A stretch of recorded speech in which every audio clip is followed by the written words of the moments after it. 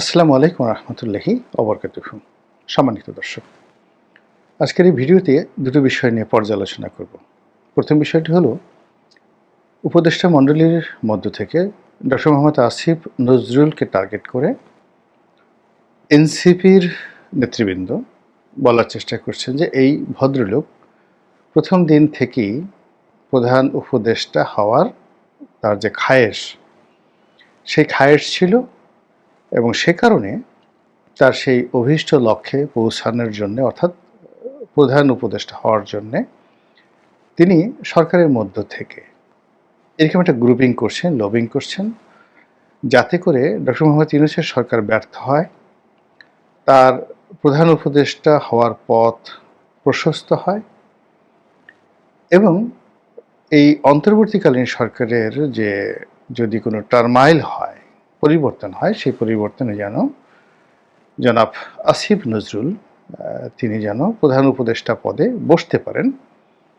এই জন্য তিনি ডক্টর মোহাম্মদ ইউনূস এবং তার যারা আপনজন রয়েছেন তাদেরকে নানাভাবে হয়রানি করার জন্যে, অপদস্থ করার জন্য, ব্যর্থ করার জন্য তিনি তার যে লোকজন রয়েছে সেই লোকজন থেকে শুরু করে সবাইকে তিনি নানা রকম সুযোগ সুবিধা দিয়ে যাচ্ছেন। এই বিষয়টির কতটুকু বাস্তবতা রয়েছে, সত্যতা রয়েছে, মিথ্যা রয়েছে, এই বিষয়টি নিয়ে আলোচনা করব।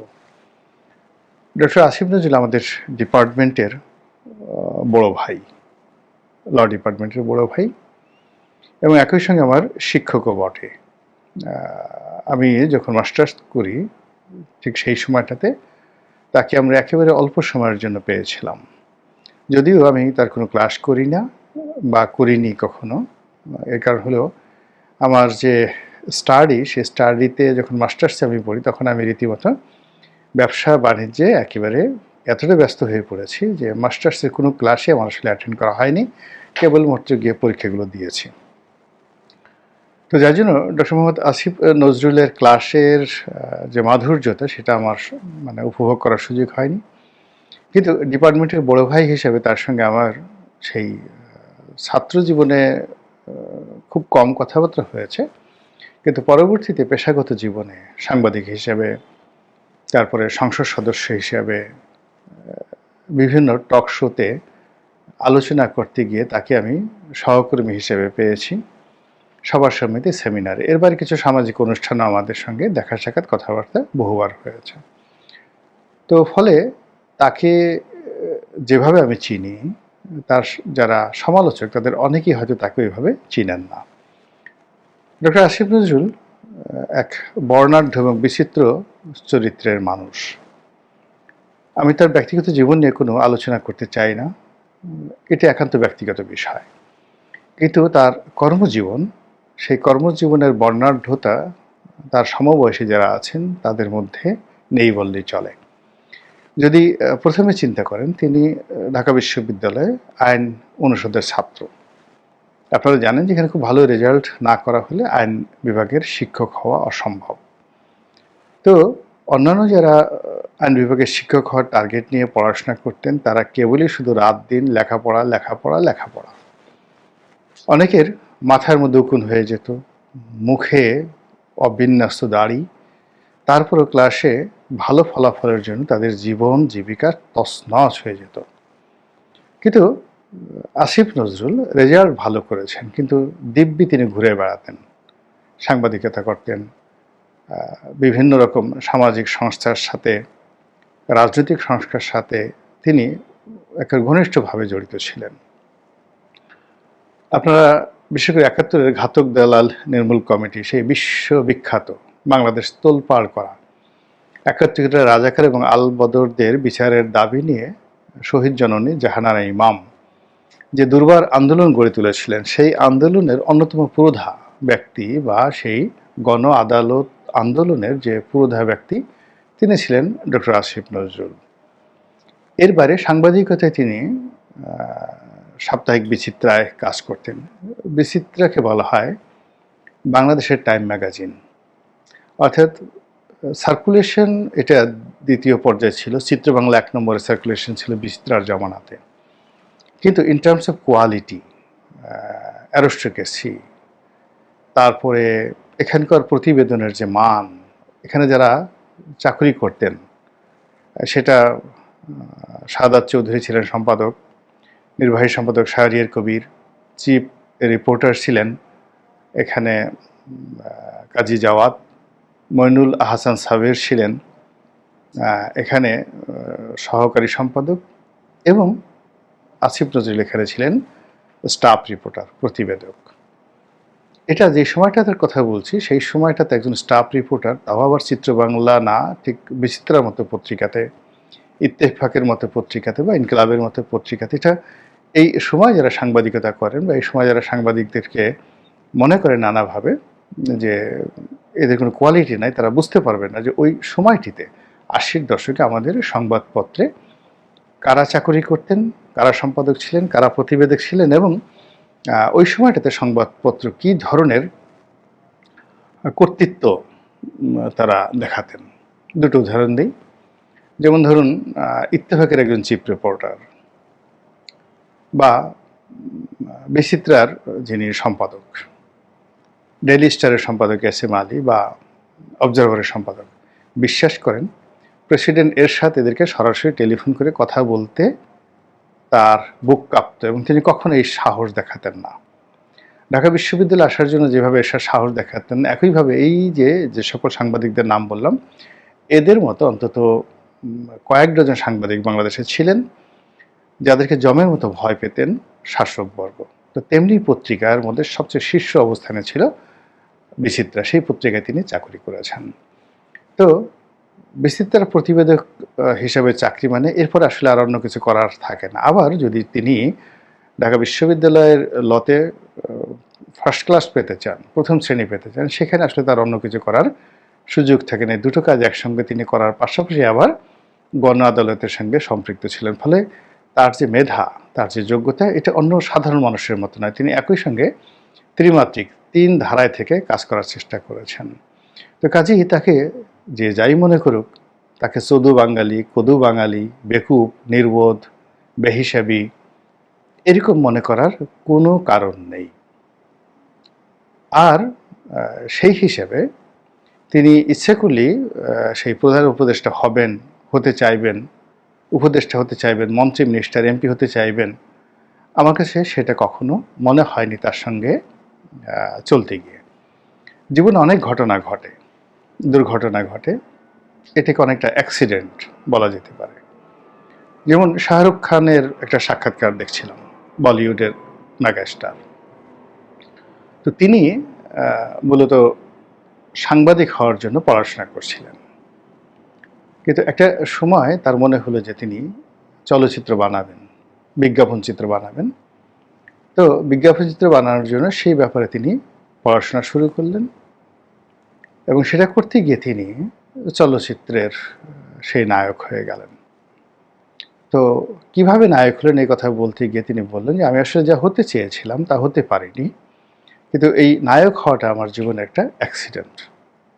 তদ্রূপ এই যে উপদেষ্টা হওয়াটা, ডক্টর ইউনূসের সঙ্গে তার উপদেষ্টা পরিষদে সম্পৃক্ত হওয়া, শেখ হাসিনার পতনের পরে এই যে আসিফ নজরুল সাহেবের জীবনে যা কিছু ঘটেছে, এটা একটা দুর্ঘটনা। নেতিবাচক বলেন, ইতিবাচক বলেন, এটার জন্যে কখনো জনাব আসিফ নজরুল লালায়িত ছিলেন না। আমি ঘনিষ্ঠভাবে তাকে চিনি।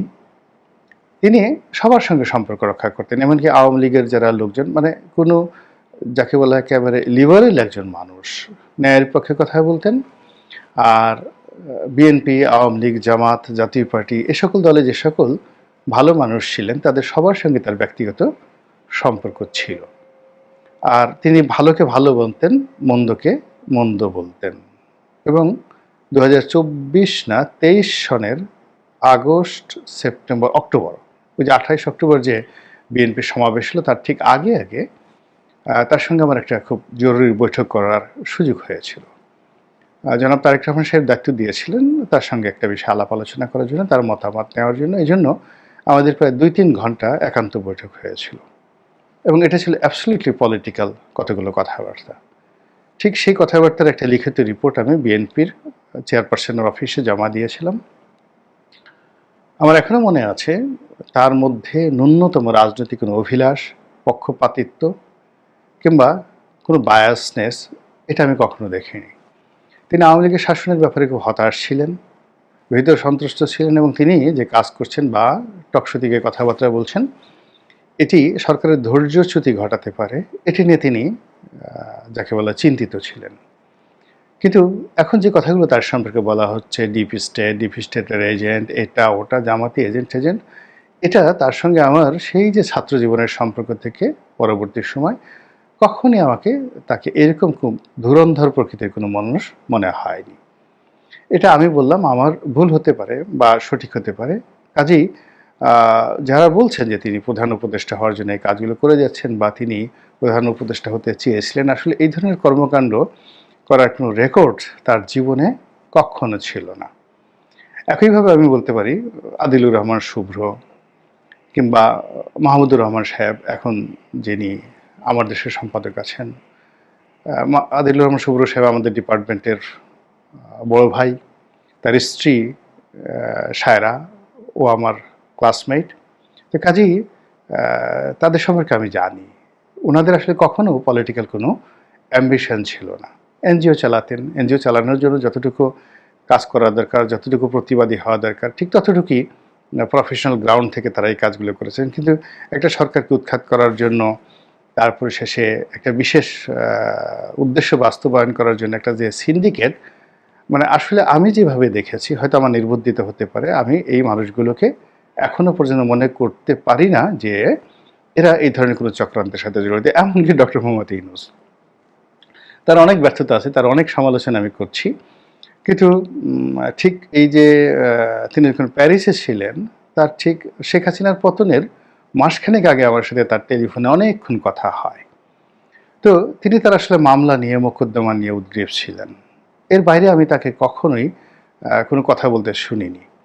যদি রাজনীতির কোনো বিষয় তার থাকতো, তার অ্যাম্বিশন থাকতো, যেভাবে নাহিদের সঙ্গে বা অনেকের সঙ্গে বলা হচ্ছে তার সম্পর্ক আছে, তো সেক্ষেত্রে 2009 সন থেকেই তো তার সাথে আমার এরকম সম্পর্ক। তিনি একটিবারের জন্য হইলেও আকার ইঙ্গিতে আমাকে বলার চেষ্টা করতেন, আকৃষ্ট করার চেষ্টা করতেন বা ইঙ্গিত দিতেন। কিন্তু সেরকম কোনো জিনিসই আমি এই ভদ্রলোকের মধ্যে কখনো দেখিনি। তো কাজেই এই যে তার যে প্রধান উপদেষ্টা হওয়া, এটাও আমার কাছে একটা অ্যাক্সিডেন্ট মনে হচ্ছে, সেই যাকে বলা হয় শাহরুখ খানের মতো। এই ব্যাপারে আমার বক্তব্য শেষ।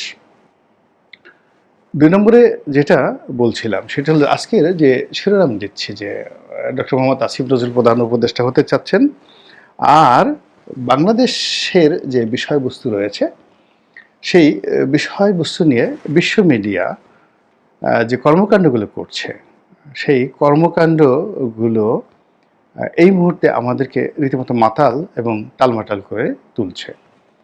এখানে আমি বললাম যে এখানে অনেক মানুষই এসেছেন বাই অ্যাক্সিডেন্ট, এমনকি এই যে শফিকুল ইসলাম, তিনি প্রেস সচিব, খুব এখন দেখছেন যে ডক্টর মোহাম্মদ ইউনূসের কথা বলছেন, আওয়ামী বিরোধী ভূমিকা পালন করছেন। অ্যাকচুয়ালি তিনি যখন সাংবাদিক হিসেবে, তার সঙ্গে আমার একটা টক শোতে কথাবার্তা হয়েছিল, আমরা ছিলাম এটিএন বাংলার একটা টক শোতে। ওই দিনই আমার সঙ্গে তার প্রথম কথা হলো। এই ভদ্রলোককে একজন একেবারে আপাদমস্তক প্রফেশনাল, অনেস্ট, তারপরে শেষে যাকে বলা হয় জেন্টেলম্যান, মনে প্রাণে উচ্চ বর্ণের একজন ভদ্রলোক বলেই তাকে আমার মনে হয়েছিল সেই সময়টিতে। যাই হোক, পরবর্তীতে তিনি কিভাবে এখানে আসলেন, কিভাবে প্রেস সচিব হলেন, কি হলেন, এই জিনিসগুলো এত দ্রুত ঘটে গেছে, আমার কাছে মনে হচ্ছে অ্যাক্ট অফ গড আর এনি অ্যাক্সিডেন্টাল এই ঘটনাগুলো। কিন্তু তিনি প্রেস সচিব হবেন বা এরকম একটা দীর্ঘদিন ধরে ডক্টর মোহাম্মদ ইউনূসের সঙ্গে তার এরকম একটা যোগাযোগ, একটা ম্যাটিকুলাস ডিজাইন, এটি আমার কাছে মনে হচ্ছে না। তো ফলে কি হলো যে এই যে এখন পরস্পর বিরোধী যে কথাগুলো হচ্ছে বিভিন্ন পক্ষ থেকে, এতে অনেক ইনফ্লুয়েন্স হলেও আমি ব্যক্তিগতভাবে ইনফ্লুয়েসড হই না, এই কারণে যে কোনো একটা বিষয় যা ঘটে আমাদের সমাজে প্রায় বেশিরভাগ ক্ষেত্রে কিন্তু সত্য নয়। এমনকি যে আপনারা আমাকে দেখছেন, সেটা আপনি সত্যভাবে দেখছেন না, আপনি কিন্তু আমাকে উল্টোভাবে দেখছেন। আপনার ব্রেইন যেভাবে অ্যাক্ট রিয়্যাক্ট করছে, চোখের পাতা যেভাবে কাজ করছে, চোখের কর্নিয়া যেভাবে কাজ করছে, এখানে ব্রেনে নিউরন যেভাবে কাজ করছে, এইগুলোর বৈজ্ঞানিক ব্যাখ্যা শুনে আপনি অবাক হয়ে যাবেন যে আমাকে উল্টো দেখার পরেও আপনি কীভাবে সঠিকভাবে আবার মুহূর্তের মধ্যে সেটা আপনার সামনে উপস্থাপিত হচ্ছে। তো এরকম এই পৃথিবীতে অনেক কিছু ঘটনা ঘটে। আমাদের সামনে আমরা খাবার খাচ্ছি, কিন্তু এটা যদি আমরা আমাদের চোখের পাওয়ারটা একটু বাড়িয়ে দেওয়া হয়, আমরা বাঁচতে পারবো না। পোকামাকড়, তারপর শেষে বিভিন্ন ব্যাকটেরিয়া, এদেরকে যদি আমরা দেখি আমাদের পাগল হয়ে যাব। আমাদের চারিদিকে এত শব্দ হচ্ছে, আমাদের কানের যে শ্রবণ শক্তি একটু বাড়িয়ে দিলে আমরা পাগল হয়ে যাব। এই রুমের মধ্যে আমি যেখানে বসে ভিডিও করছি, হাজার হাজার কোটি ব্যাকটেরিয়া রয়েছে, ভাইরাস রয়েছে, তারা শব্দ করছে। বিভিন্ন অশরীরী আত্মা রয়েছে, শব্দ করছে। সেই শব্দগুলো আমরা শুনতে পাচ্ছি না, কিন্তু এখানে আমাদের শব্দের যে কানের যে শ্রবণ শক্তিটা বাড়িয়ে দিলে কিন্তু আমার সর্বনাশ, আমি পাগল হয়ে যাবো, এখানে শুনতে পাবো না। ফলে আমাদের এই সমাজে অনেক কিছু হচ্ছে, এটা আমরা দেখতে পাচ্ছি, কিন্তু পর্দার আড়ালে যা কিছু হচ্ছে সেটা আমরা জানি না। দ্বিতীয় যে প্রসঙ্গটি নিয়ে আলোচনা করবো সেটা হলো বিশ্ব মিডিয়া। হঠাৎ করে বিশ্ব মিডিয়াতে শেখ হাসিনাকে এবং আওয়ামী লীগকে নিয়ে অনেকগুলো প্রতিবেদন ছাপা হয়েছে, এবং দৃশ্যত এবং কার্যত প্রায় সব প্রতিবেদনগুলো একেবারে পজিটিভ। যে আওয়ামী লীগকে আমরা সবাই খরচের খাতায় ফেলে দিয়েছি, যে শেখ হাসিনা বাংলাদেশের রাজনীতি একেবারে অপাঙ্ক্তেয়, এবং আমরা এখন ধরে নিয়েছি যে এখানে বিএনপি, জামাত এবং ডক্টর মোহাম্মদ ইউনূস এবং এনসিপি, এর বাইরে কোনো রাজনৈতিক শক্তি নেই, কোনো বলয় নেই। আর অন্যান্য যারা ছোট ছোট রাজনৈতিক দল রয়েছে, তারা এই মানে তিনটি বলয়, এনসিপি, তারপরে বিএনপি এবং জামাত, তাদের সঙ্গে একটা জোটবদ্ধ হয়ে এটা রাজনীতির একটা মেরুকরণ করার চেষ্টা করবেন। কিন্তু যখন আমরা আওয়ামী লীগকে প্রায় একেবারে বাদ দিয়ে দিয়েছি, তাকে ভারতে নির্বাসন পাঠিয়েছি, আওয়ামী লীগকে নিষিদ্ধ করে দিয়েছি, ঠিক সেই সময়টিতে হঠাৎ করে একেবারে পূর্ণিমার চাঁদের মতো বিশ্ব মিডিয়া যেভাবে শেখ হাসিনাকে আপহোল্ড করলো, যেভাবে তাকে তুলে ধরলো, এটা আমাদের বাংলাদেশি মিডিয়া একেবারে হজম করতে পারছে না। এবং শেখ হাসিনা বিরোধী যে সমস্ত লোকজন, তারা রীতিমতো বেকুব হয়ে গেছেন, এবং অনেকে মৃদুমন্দ ভাষায়, দ্য ব্রিজ, ইংরেজিতে যদি আমরা বলি দ্য ব্রিজ, মৃদুমন্দ বাতাস প্রবাহিত হয়, তেমনি শব্দটা এরকম হলো যে আপনি সমালোচনা করতে পারছেন না, প্রতিবাদও করতে পারতেছেন না, প্রশংসা করতে পারছেন না। ঠিক সেক্ষেত্রে মানুষ মৃদু ভাষায়, ভদ্রলোকী ভাষায় যে সমালোচনা করে, ঠিক সেই জিনিসগুলো এখন সরকারের পক্ষ থেকে বলা হচ্ছে। দ্য ইন্ডিপেন্ডেন্ট, ব্রিটেনের সে বিখ্যাত দৈনিক পত্রিকা, তারপর রয়টার্স, বিশ্বের 1 নম্বর সেই সংবাদ সংস্থা, তারপরে হিন্দুস্তান টাইমস, ভারতের প্রথম শ্রেণীর দৈনিক, এর বাইরে রয়টার্সের বাইরে এএফপি, সে যে বিখ্যাত সংবাদ সংস্থা। এখন এই পত্রপত্রিকাগুলো এবং সংবাদ মাধ্যমগুলোতে আওয়ামী লীগ, ভবিষ্যৎ রাজনীতি এবং শেখ হাসিনাকে যেভাবে এনলাইটেন করা হয়েছে, হাইলাইট করা হয়েছে, এটি আমাদের এই বাংলাদেশে গত 14 মাস ধরে যে আওয়ামী বিরোধী ন্যারেটিভ তৈরি করা হয়েছে, যে আওয়ামী লীগ একটা ঘৃণিত দল, একটা নিষিদ্ধ দল, এবং এদের যুদ্ধাপরাধের দায়ে বিচার হচ্ছে, এই দলের অস্তিত্ব থাকবে না, কোনোদিন এই দলের নাম গন্ধ থাকবে না আগামী 100 বছর পরে। কাজেই এরকম একটা দলকে আবার সেই রাজনীতিতে পুনর্বাসন করার জন্যে, আবার শেখ হাসিনাকে ফিরিয়ে আনার জন্য, মানুষের মনের উপর প্রভাব বিস্তার করার জন্য এবং আন্তর্জাতিক অঙ্গনে শেখ হাসিনাকে তুলে ধরার জন্য এই আন্তর্জাতিক গণমাধ্যম যে কাণ্ডটি করলো, আমরা রাগের বশবর্তী হয়ে যেটা সর্বোচ্চ বলতে পারি সেটা হলো আমাদের সঙ্গে ইয়ার্কি করছে, ঠাট্টা করছে, আমাদের বিশ্বাসের সঙ্গে রীতিমতো ফাজলামো করছে। এখন আমরা এই কথা তো বললাম, আসলে কি আন্তর্জাতিক মিডিয়া ফাজলামো করছে বা করেছে কি না তা আমরা দেখতে পাবো।